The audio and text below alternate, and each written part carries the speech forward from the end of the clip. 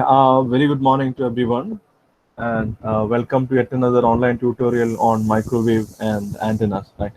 So we were in module one, and we have derived the transmission line equations. Then we have seen some of the parameters such as characteristic impedance, reflection coefficient. In fact, in last session, we derived expression for reflection coefficient at the load end in terms of ZL and Z node, where ZL was the load impedance and Z node was the characteristic impedance, right? And finally, we derived we saw reflection coefficient for a given transmission line. It's not a not a constant throughout the length, but what happens is it will change along the length of the line. So we uh, expressed reflection coefficient at a distance d from the load end, that is gamma subscript d, right? And we found that expression to be. Can anyone tell me what was that gamma d expression? I'll just take my pen. Right. So if you can tell, so many students had doubt in that, right? So last time, right? So even though I have drawn the phasor diagram, right, we couldn't see a simulation as such, right? So we'll try to see the simulation as such. So now my question is, what was the expression for gamma d? Right, that is, you have a transmission line, right, and this is z equal to 0, z equal to L, and say this distance is d, right? Then reflection coefficient at this point is gamma d, and reflection coefficient at this point is gamma L, right? So what was the expression for gamma d? Can anyone tell me?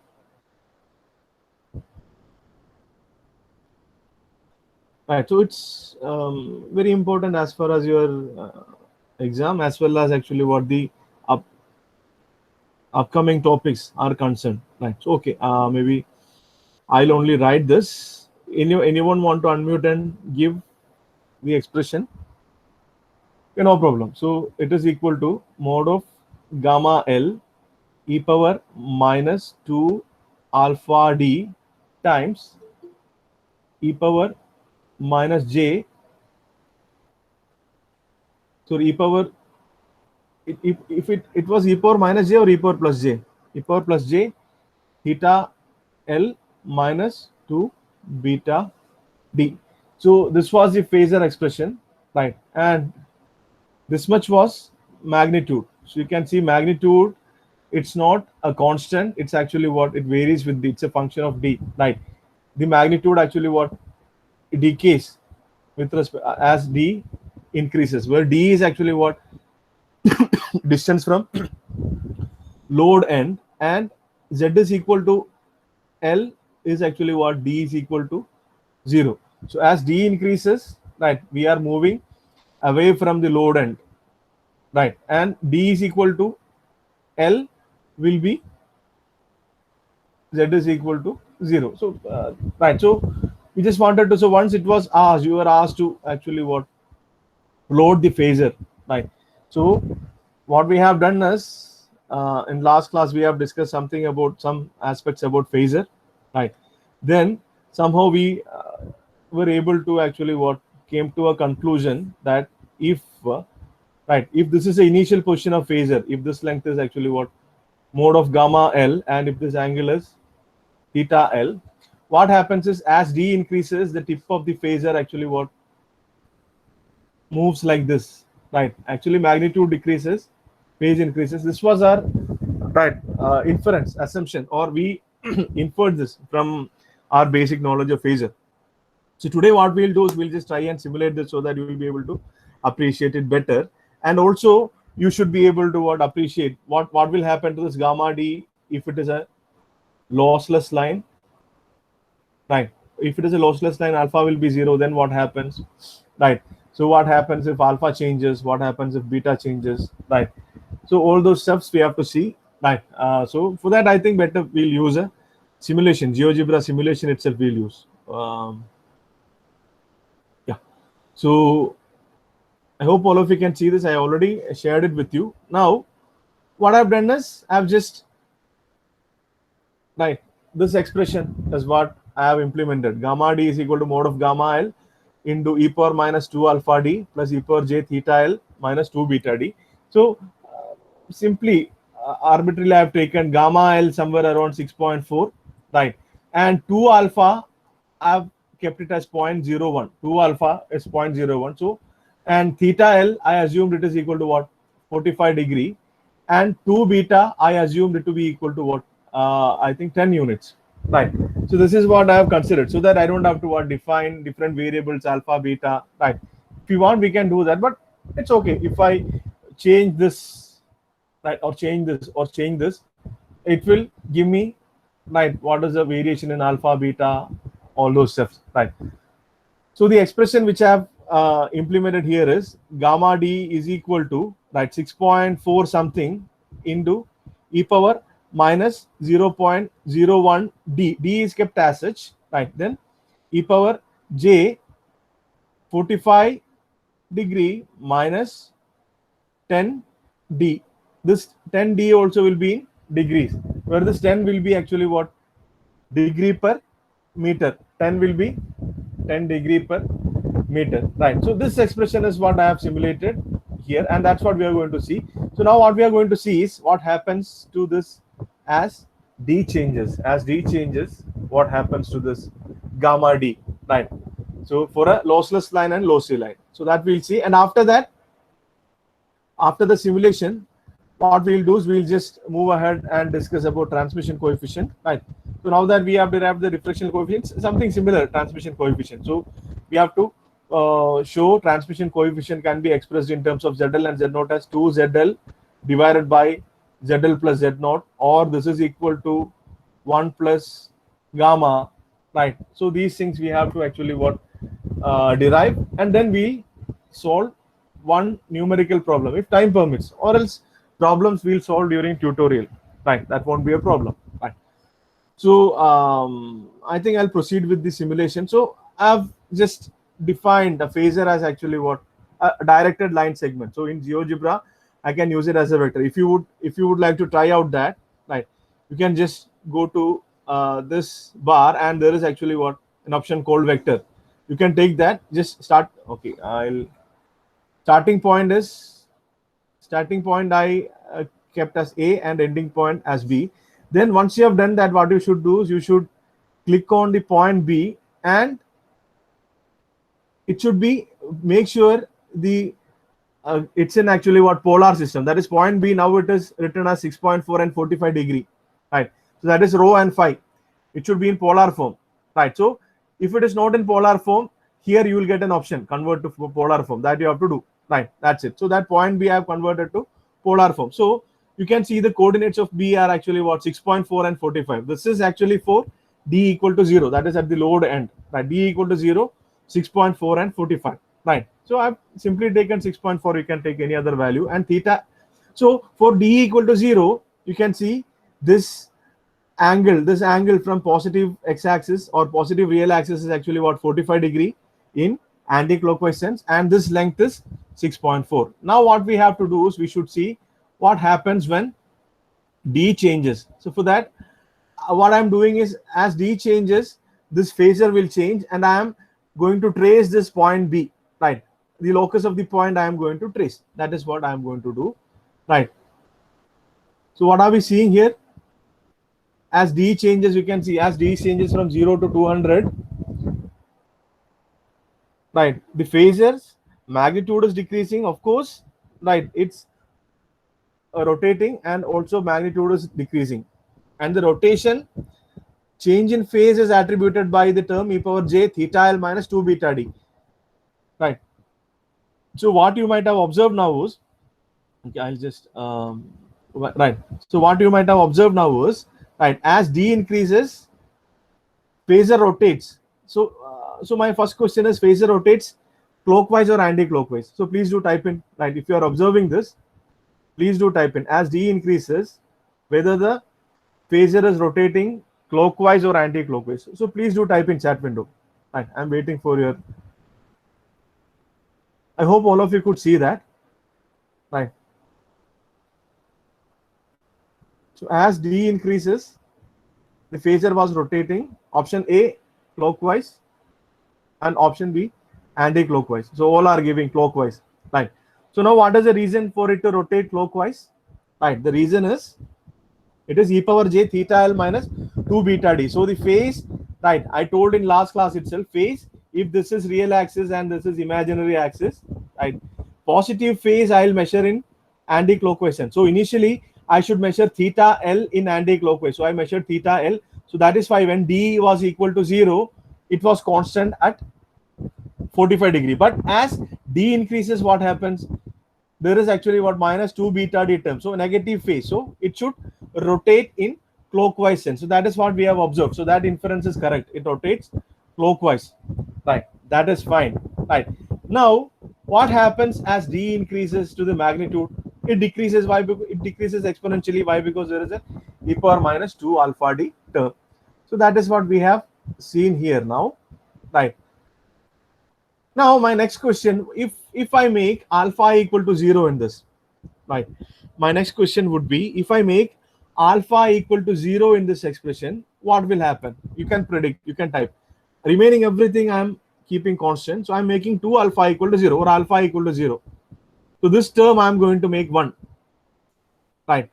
So then what will happen? All of you please do type in chat window. If alpha is made 0, what will happen?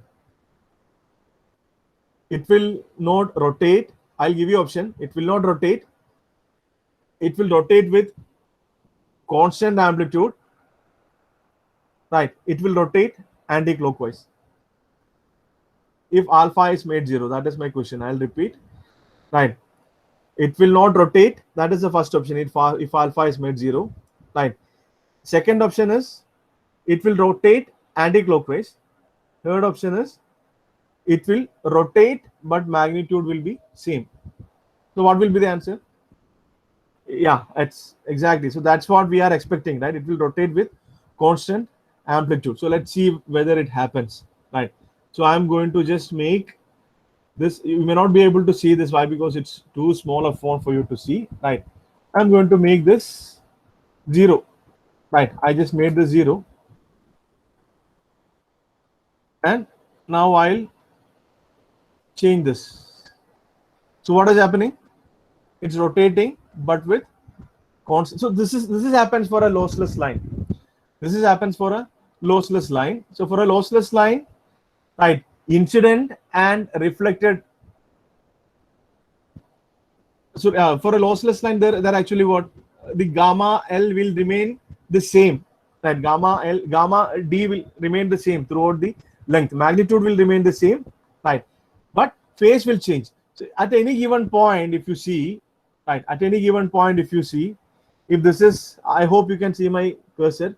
This is gamma L. This is the magnitude of gamma, and this is the phase, right? And if you want to think in terms of say real part and imaginary part, right? So if you project this point onto this real axis, right, so somewhere here, so this much will be actually what its real part, and if you project this point to imaginary axis, right, so I'll take a vector and I'll show you, right? I'll take a vector. The real part will be,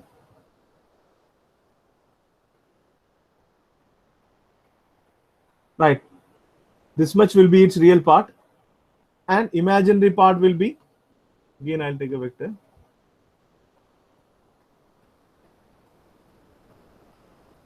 yeah, this will be its imaginary part. So vector AC will be real part, AD will be imaginary part. So what happens is when a phasor rotates square root of real part square plus imaginary part, that is magnitude remains same, but the real and imaginary parts vary. So it's obvious. So that's what we just had to infer. This is how gamma changes, right? And what if gamma is positive? If alpha is positive, instead of minus 0.1, if I make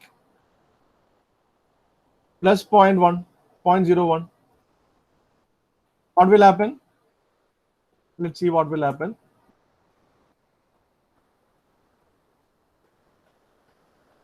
you can see its magnitude is increasing. So I'll just show if alpha is positive, so what is happening? Its magnitude is increasing as d increases, right? So in this case won't happen, so it will happen, right, in some actually what amplifying medium. Maybe when you study actually what fiber optics and all, there where you study about lasers, production of laser, right, there will be a fiber which will actually what amplify the generated laser, so there alpha will be positive. Otherwise in our general passive microwave devices like transmission line or any other thing, alpha will not be positive. But of course alpha will be positive for a amplifier, microwave amplifier, right? For microwave amplifier alpha has to be positive, right? For microwave amplifier alpha, so alpha has to be negative, sorry, right? I mean to say alpha has to, so minus 2 alpha d is positive, so which means alpha has to be negative. Excuse me, right? So that happens in amplifiers and all those stuffs. Otherwise in actual normal microwave passive devices it won't happen, right? So that's what I just wanted to show. I made this simulation available in Canvas, and once it was asked, right, so it's these are actually what sure or repeatedly asked questions, right? So define reflection coefficient, derive the expression for reflection coefficient at load end, right?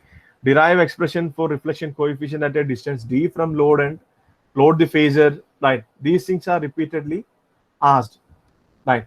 So I hope it's clear, right? So finally, even though this expression looks actually what a little bit lengthy, it has a meaning. So if you understand that meaning, right, you'll be able to appreciate this.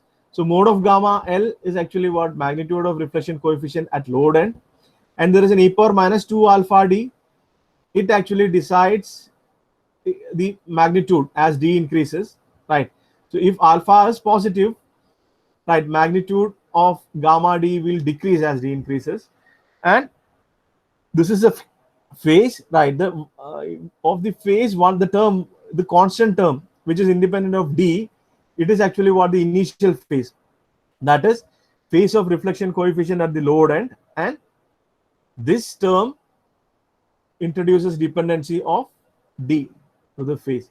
So as it is minus 2 beta d, phasor rotates clockwise as d increases and magnitude decreases exponentially, right? That's all about that reflection coefficient part. Next we have to move on to the transmission coefficient, right? So for transmission coefficient again, right, I've asked you to read that and come, right? So maybe last time when I did that, some of you found it difficult, right? Last time when I used that material and went through that, maybe you were not able to see the mouse pointer, or right, maybe because of that you were finding it difficult. So today what we'll do is, right, the transmission coefficient part, I'll just, it's very simple again, right? So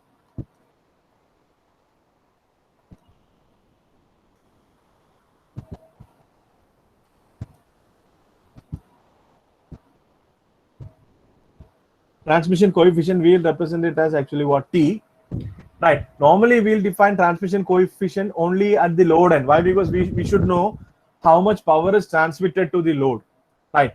So we'll define only at the load end. So we don't have to specify transmission coefficient at which place, right?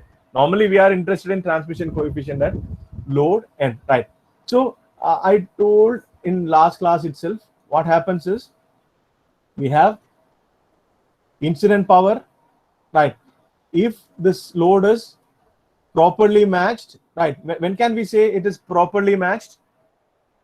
What is the condition for proper match? Maybe I should ask.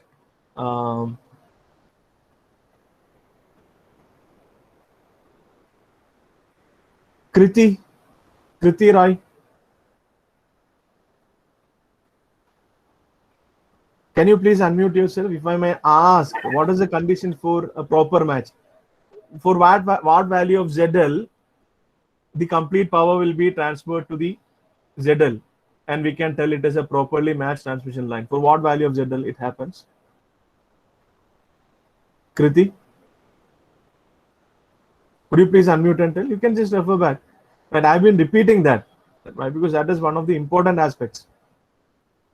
Right? When can we tell a line is properly matched? For what value of ZL?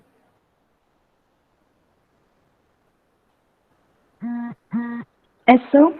Yeah. Z0? ZL equal to? 0. ZL equal to 0. Z0, sir. Z0. Okay. Yeah, fine. So when ZL is equal, you can mute yourself, right? When ZL is equal to Z0, we can tell the transmission line is properly matched. So if it is properly matched, the entire incident power will be delivered to the load. Right? If it is not properly matched, what will happen? A part will be reflected back, and a part will be actually what? Delivered to the load. So, and I told normally our load will be what? Antenna. So that power will be radiated. So we want entire power generated by our actually what? Source or generator to be radiated, right? That is what we want. That is desirable. So this transmission coefficient, so there is, so P in is there, P reflected is there, right? And P transmitted is there. So the incident power will be equal to what? P reflected plus P transmitted. This is the idea as per law of conservation of energy, right? Incident power will be equal to reflected power plus transmitted power, right? So that is the idea. So if you see, this is actually what Z is equal to L, right? This is Z is equal to L, and this is Z is equal to 0. So I can represent voltage at Z is equal to L at any given time, whether it is actually what being transmitted or reflected, right? So the traveling wave voltage or voltage at Z is equal to L, I can write as V of L. I'll write V of L, or V, or simply V of L is equal to V plus e power minus gamma L plus V minus e power gamma L, right? So this, right, if the power is getting transmitted, this will be the voltage across the load, right? This will be voltage across the load. So I'll call it actually what? VTR, right? Transmitted voltage, right? VTR or transmitted voltage, right? So why? Because it is voltage across load, voltage across load, right? So if it's perfectly matched, if it is perfectly matched, V power V this term will be 0 and VTR will be incident voltage as such. If it is not perfectly matched, VTR will be different from incident voltage. That is the meaning, right? You don't have to what get confused, right? So now the transmission coefficient T is defined as V transmitted divided by V incident. This is how transmission coefficient T is defined. V transmitted by V incident. So what is our aim is we should obtain T as a function of ZL and Z0, right? So we have to prove T is equal to 2ZL divided by ZL plus Z0, where ZL is the load impedance, Z0 is the characteristic impedance, and we should also prove it is equal to what? 1 plus gamma. And also at the end, I'll ask you to prove one more relation, right? That will follow from actually what? Power, right? That will follow from the power relation, right?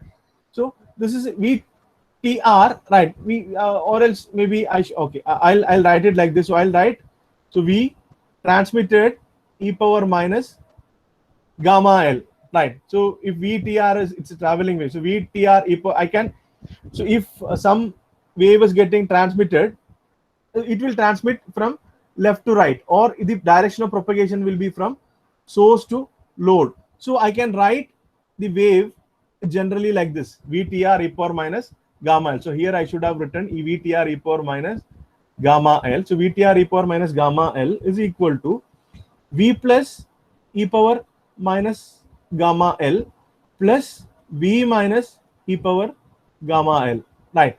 So I need to obtain what is VTR by V incident. I need to obtain what is VTR by V incident. So for that, if I call it equation number 1, if I divide equation number 1 throughout with respect to VTR e power minus gamma L, what I'll get? I'll get 1 is equal to V plus e power minus gamma L divided by VTR. So this one will be transmission coefficient, but here there will be a term which we don't know. What is incident? Sorry, incident by reflected. So that's what we'll get. That is the question, right? So sorry, this will be 1 by T, right? If I divide it throughout with VTR e power minus gamma L, right?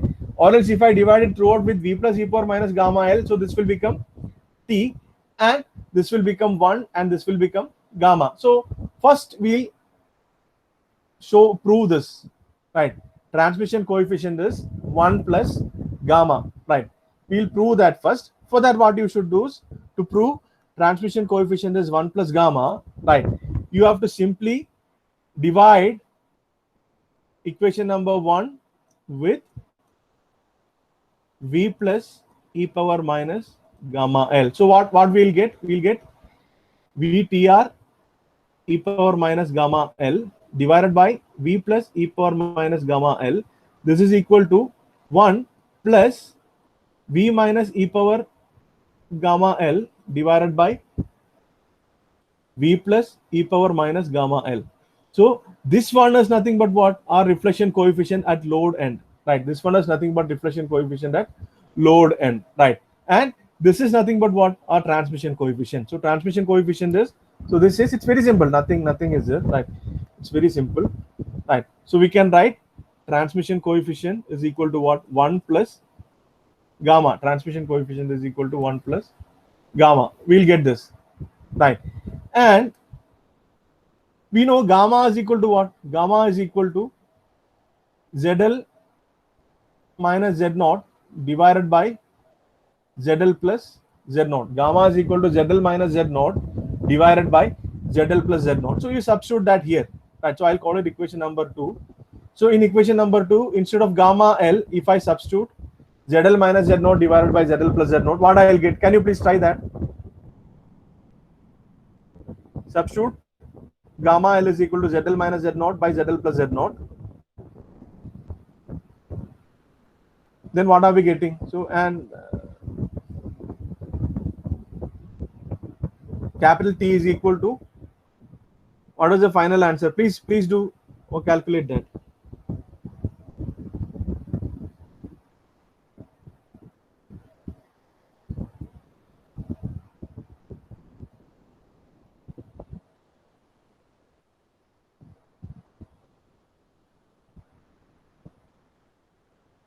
Two ZL divided by ZL plus Z0. Yes, so that is again actually what, right? So we'll get T is equal to 1 plus ZL minus Z0 divided by ZL plus Z0. So if, right, so if you solve this, you will get 2 ZL divided by ZL plus Z0, right? So this was very short derivation, right? At times they used to ask this derivation for 6 marks and all, right?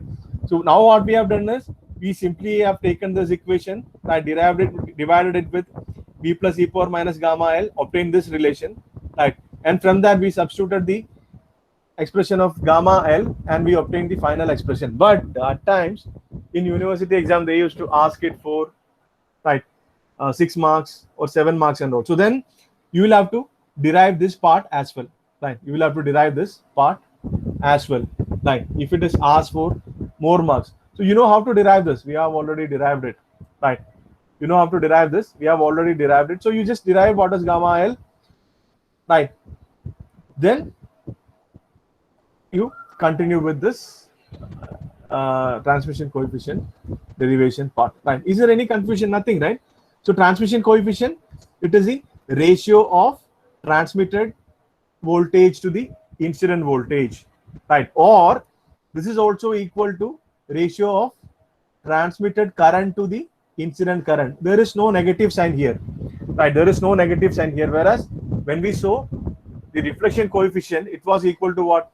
V reflected, right? If you remember, gamma was actually what? V reflected by V incident. It is equal to minus I reflected by I incident, right? So but in this case there is no minus sign, so please do keep that in mind. I'm reiterating, please do write it down, right? It is V transmitted by V incident or I transmitted by I incident, right? V transmitted by V incident, I transmitted by I incident. There is no negative sign.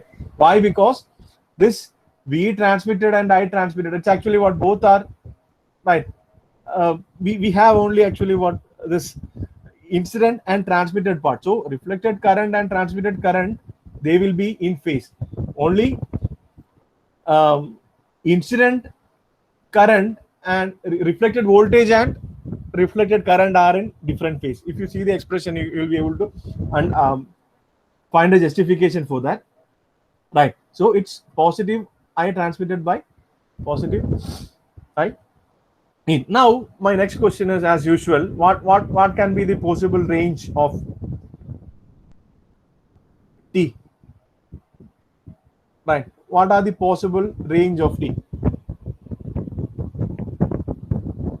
Possible range of T, right? So we have seen -1 will be less than or equal to gamma L and less than or equal to 1, right? But now T is actually what? Always 1 plus gamma. So what are the possible values of T? That is my question. Now all of you have to think through and give me an answer. What are the possible values of T? What is the minimum value? What is the maximum value? Once again, remember, it is actually what? V transmitted by V incident.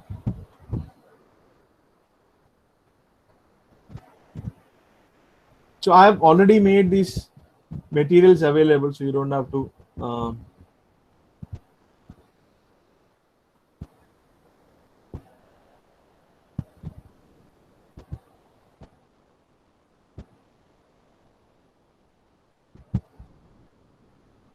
right. So please tell me, what are the range of values that T can take? Between 0 and 1. Any other answer? Between 0 and 1.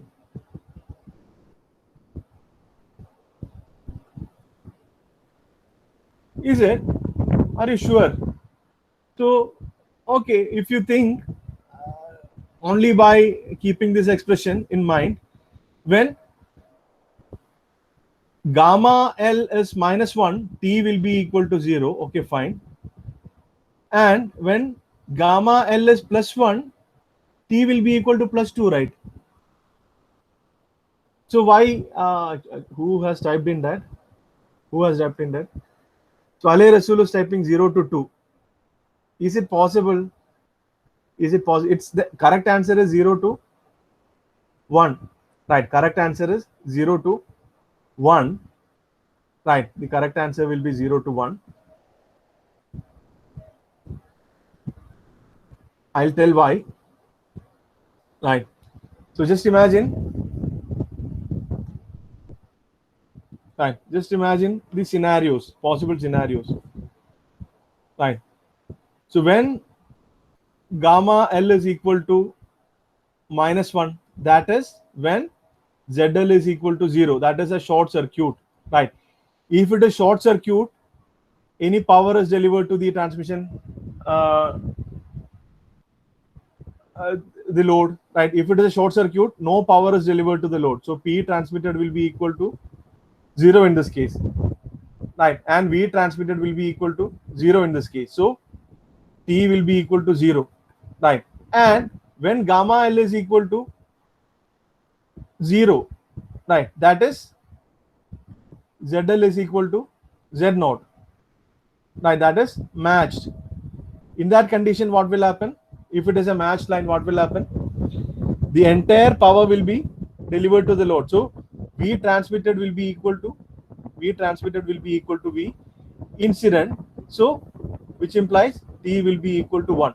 So now my question is, when gamma L is equal to +1, so it happens when there is an open circuit, right? That is perfect open circuit, right? It happens when there is an open circuit.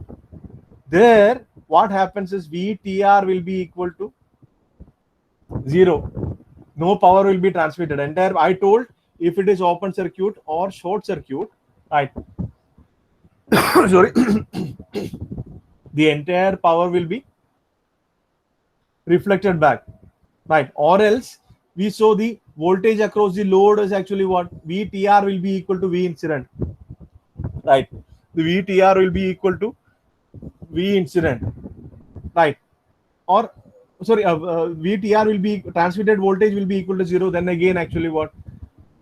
Transmission coefficient will be equal to 0. So it can't be, so we can't substitute gamma L equal to 1 here. We are seeing how much power is transmitted, right?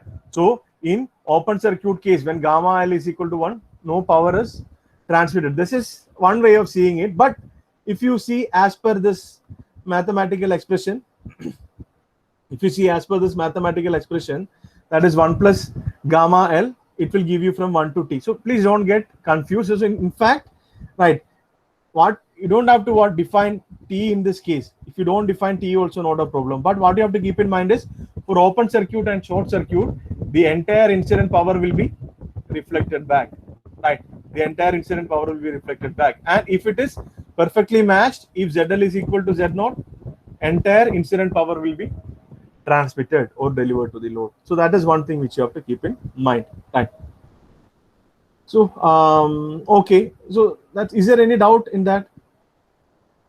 So now we have to see one more aspect is there in this. That is,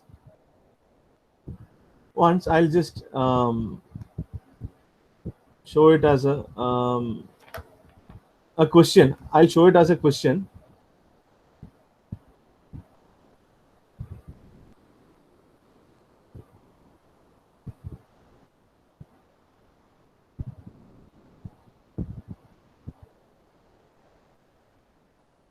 Right. So please take it down. Right. The question is, show that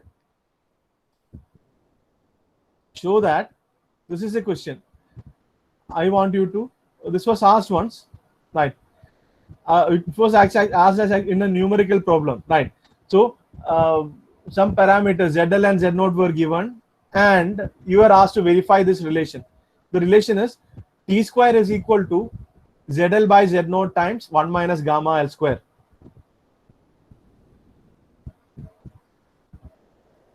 Right. Show that T square is equal to ZL by Z0 times 1 minus gamma L square. So this is a mathematical expression, right? You have to prove, right? This is what you have to prove, right? So, and maybe you can note it down. So this relation implies, right? Please note it down. This relation implies that the power delivered to the load, right? We have been discussing the same thing. The power delivered to the load is equal to the difference of the incident power and reflected power at the load end, right? Power delivered to the load, so power transmitted, this is equal to P incident minus P reflected at load end. So this is a inference, or this is the meaning of this particular equation, or this equation follows from this fact, right? This equation follows from this particular fact, that is, power transmitted is equal to power incident minus power reflected, right? So from that, this we can easily prove. So I'll just use this itself, right? I'm not writing it, right? So that if we finish this derivation fast, we can move ahead and solve the problem, right? So now my question is, what will be power transmitted, what will be power incident, what will be power reflected? So if you remember the voltages, VTR of e power minus gamma L, this is actually what the transmitted voltage or voltage across the load at any given time. This is equal to V plus e power minus gamma L plus V minus e power gamma L. So this is the transmitted voltage, right? This is across the load impedance ZL, right? This is the incident voltage, right? This is the incident voltage V plus e power minus gamma L, right? So this wave was traveling across the transmission line of characteristic impedance Z0, right? So we got this actually what as a consequence of are lumped circuit equivalent, right? So you can assume this is across actually what Z naught, and this is the reflected wave that again is across Z naught, right? And these V plus e power minus, all these are actually what the peak values, right? These are phasor, these are phasors, right? This expression is phasor expression. Phasor, what it gives, if you have a sinusoid, phasor will tell you what is the peak value, what happens to its magnitude and phase, right? So this V plus e power gamma L are peak values, right? So these things, with these things, we'll actually what proceed. Maybe I'll just write it here. So what we have seen so far, what was that we had to prove? So can anyone tell me? I hope you have taken it down. We had to prove T square is equal to,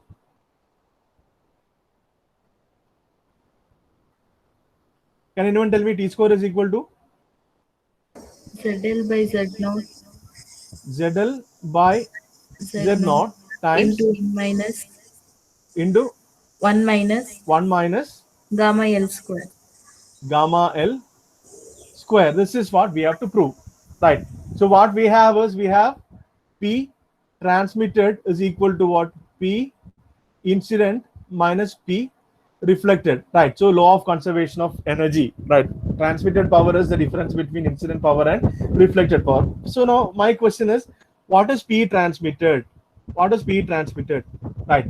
If voltage across peak voltage across ZL is V plus e power, sorry, V TR, V transmitted e power minus gamma L. What will be that? So this is peak voltage is this. If peak voltage is this, what will be the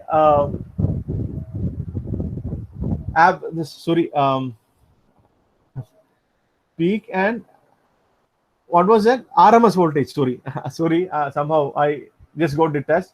So if VM is a peak voltage, what is RMS voltage? RMS voltage will be VM by root 2, right? So in power calculation, we have to use RMS voltage, right? Root mean square voltage, not peak voltage. So peak voltage is given. So what will be RMS voltage? This divided by root 2 will give me RMS voltage, right? So, and what will be power? Power will be V square RMS divided by the impedance, right? V square by R will give me power. So P transmitted, if I write, this is equal to V transmitted divided by root 2 the whole square divided by ZL. Will you accept it? That is my question. Of course, there should be minus e power minus gamma L, right? If I write it like this, will you accept it? P transmitted power is RMS transmitted voltage square divided by load impedance. Why? Because this VTR is available across the load impedance. If I write this, will you people accept this, appreciate this? Whether I have written is correct, that is my question. So please do type in chat window. Transmitted power, can I write like this? So why? Because in textbooks and all, they have directly given this, right? But it's basically you may have used it many places, but students used to ask how this particular step they have written. This is the reason. It's V square RMS by Z, and in phasor, whatever we are showing, that is actually what? Peak voltage. That is this. So peak voltage divided by root 2 will give RMS voltage. RMS voltage square divided by impedance will give power, right? So similarly, right, what will be incident power? What will be incident power? Incident power will be incident voltage. So V plus e power minus gamma L is incident peak divided by root 2 will give me incident RMS square of that divided by Z naught, right? Incident, right? We take it as actually what? Z naught, right? Then P reflected, again actually what? It's equal to V minus e power gamma L by root 2 the whole square divided by Z naught, right? So we have these things. So now P transmitted is equal to P incident minus P reflected. So we have this. So if you write in terms of these voltages, I can write V transmitted is nothing but what? V transmitted e power minus gamma L divided by root 2 the whole square divided by ZL is equal to, right, I'll take 1 by Z naught common. Why? Because in both the cases, both the terms, the other one was Z naught. So it is V plus e power minus gamma L by root 2 the whole square plus, minus, right? It should be minus V minus e power gamma L by root 2 the whole square, right? So if you take this ZL to the right hand side and root 2 will get cancelled, ZL can be taken to the right hand side. I'll get V transmitted into e power minus gamma L the whole square is equal to ZL by Z naught times V plus e power minus gamma L the whole square minus V minus e power gamma L the whole square. So this is what we have. From this, how can we get the expression we want? Right? We have been doing the same thing again and again. So now I leave it to you how we will get the expression which we want. We need T square is equal to ZL by Z naught into 1 plus gamma L the whole square. So to get that, what we should do? I hope all of you have taken it down. I'll just come back to see chat window. Right. So how to get the required expression? If I multiply or divide with something, whether we'll get the required expression. Yeah, someone was trying to unmute and tell. Please go ahead. We have been doing the same thing again and again. To find reflection coefficient, divide with something. To find transmission coefficient, divide with something. Right. So even to prove this again, we have to divide with something. Right. So what is that? With what we should divide throughout on left hand side and right hand side to get the expression T square is equal to ZL by Z naught into 1 plus 1 minus gamma square. Yeah, please tell me. Divide by V plus e to the power of minus gamma L.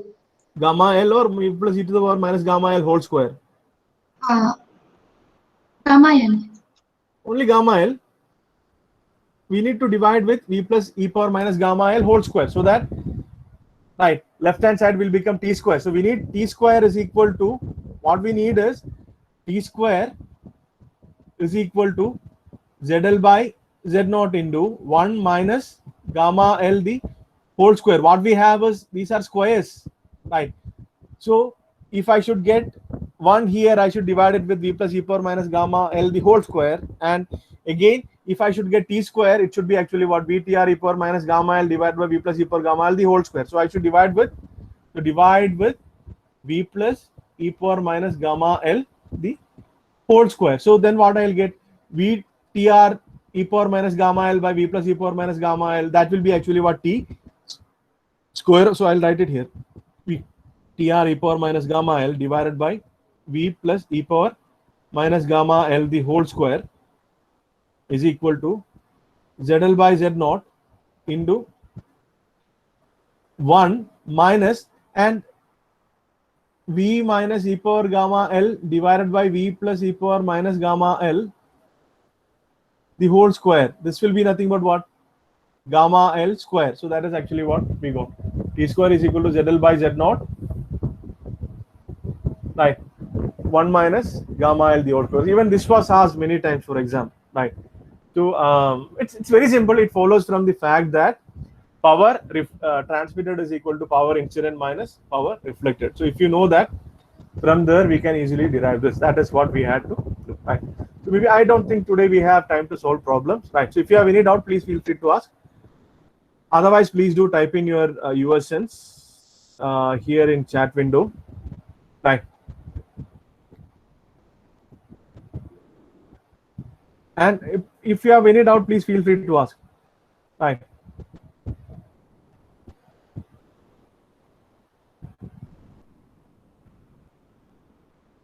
Okay,